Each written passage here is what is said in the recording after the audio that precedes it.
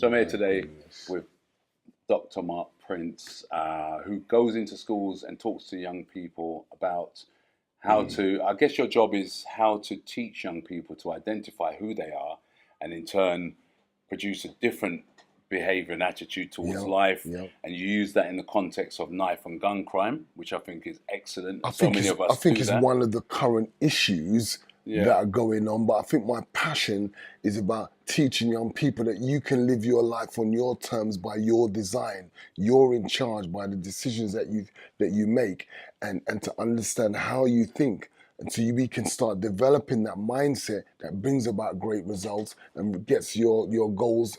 You can get to the arrival of your goals, which is success. Without being involved in this without being involved with all this negative mindset. The knife and gun crime and the consequences of it, which so many of our young children are facing. So I'm just going to ask you, because I thought parents normally watch these videos, and it would be really good to make a video for a parent who is going through that process of their child being excluded at school. Because I get calls every day from parents saying, my son is in trouble with the school, they're trying to get rid of him, what should I do? So because you're a practitioner and you go in and you've been going in there for years, what advice would you give to the parent of a child who is about to be excluded from school? One, it's all too easy for us to blame the parents. It's a lot of parents are putting in a lot of effort and hard work, and it's just difficult. Young people, when they leave the house, the pressures that they're dealing with, the choices that they're making is ruining all the choices and the advice that their parents are giving them at home. So people look at parents and think that they're failures and they're not doing their job. I just want to encourage them parents that are giving their children time and advice to be encouraged. Don't give up.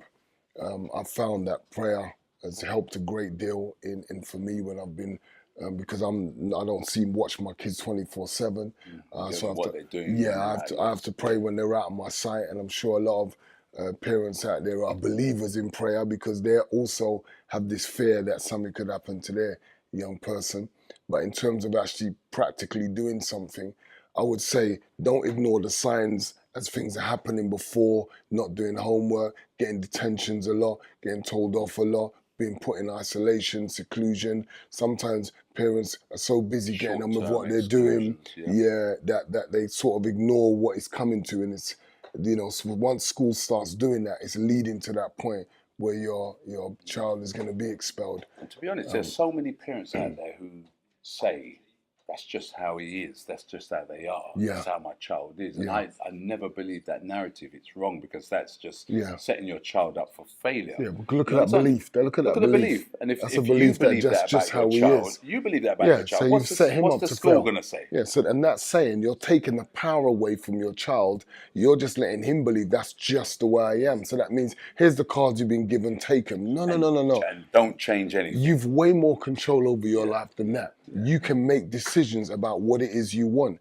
If I don't feel like I'm good at doing maths, but I want to be as good as the guy who's getting great grades, I can do something about that. Why? Because I've been given the ability that he's been given. It's a brain that works. Even people that's dyslexic and they've got problems, but it doesn't mean they cannot do. I've got many friends that's got, and they're successful at business. They're successful in any line of work that they're doing. So it's not a hindrance. It's about your belief. It's about what you feel about yourself. These are the things that propel us. These are the things that change us and separate us from the next person. It's what we believe about ourselves.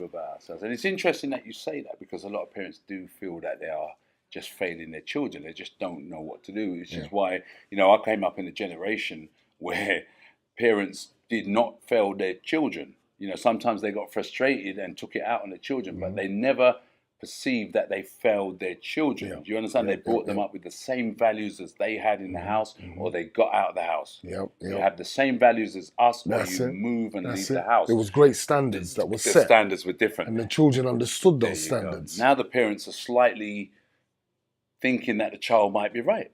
They're slightly thinking that the child might just behave badly. And I could never quite get with that. That's why I want to get these calls. That's why I said, let me come here today, speak to you.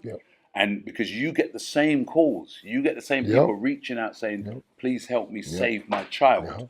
And before you can save a child, the child has to want to be saved. That's right. So you need to get your child to the stage where they want to be saved. And to be able to do that, you need to shift their mindset from the negatives, from where it is, and be able to get them to see the future and where they want to be. Because while they're talking about what's happening now, they're focused on the negatives. And while they're beginning to start thinking about the future and how it would look if they were being successful, if they were doing well, that shifts your emotion, that shifts your feelings, that shifts anything. So that's a positive. Once you can get any individual, young or old, to be in that mindset of positive, anything is possible. That's why I do not focus on where the child is currently or what they've done in the past. I see them with the greatness that's in them for the future.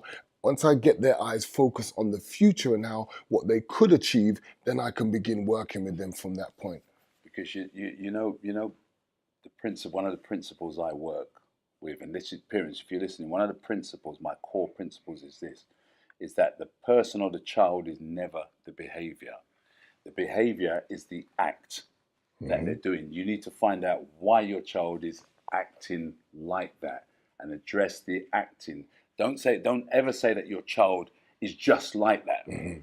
Does that make sense? Correct. Because so nobody's just like that. We so choose and make decisions to be like that. That's correct. So, if you take one thing from this video before we wrap up, I'm going to talk about your book. And I'm going to talk about the wonderful young people who are actually going against the grain and picking up this book on their own. And reading it. I'll let you tell. Yeah, it's amazing. I had a class, a class that I began doing yesterday, and I asked the children if they'd seen this book and read the book.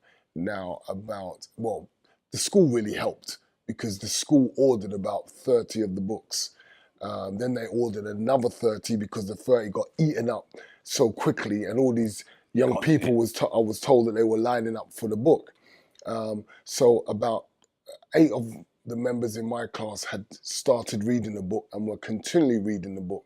So that was really exciting. But what was even more crazy was that the safeguarding teacher, there was another teacher in the class, and she just said, I hope you don't mind me mentioning, but my husband does not read. And my husband, I took the book and I said, have a read of this. And my husband hasn't put the book down, and he finished the book. It's a book that he said he doesn't finish reading books. He picks them up, he reads a bit and gets fed up with them. He finished the book in no time, and he said he loved the book. So I'd encourage everyone to have a read. It's very inspirational. It's life, man. I've been into places and I've seen this book, and it's just weird. I believe that they should have books. These are the books that need to be in schools. In pupil referral units. I believe that teachers should refer to specific pages of books like this in those situations where they're trying to understand young people's behaviour, and not just go down the route of excluding them, because excluding a child only leads to all the other stereotypical things in life. So just very quickly, how can they reach you?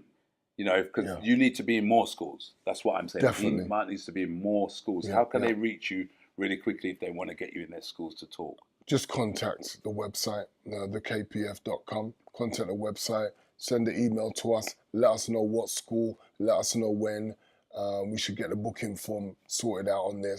But you can just email us and we'll let you know. Or you can contact us on social media. Let us know you want us into your school. Let us know if you want to support us and help as well. And there's always a donate button. You can always support us. £2.17 it costs to reach each child. 58,000 children want to reach in a 39-week academic year. And to do that, we can't do it without you. So support us in every way you can. God bless. Thank you so much for listening to this. If you can support Mark, get out there, press those buttons. You know what to do. We are the solution to the change. Every time I see you and end our conversations, I always want to give you a big hug. You don't know it. Do men do that? Yeah, of course they do. Let's get at this.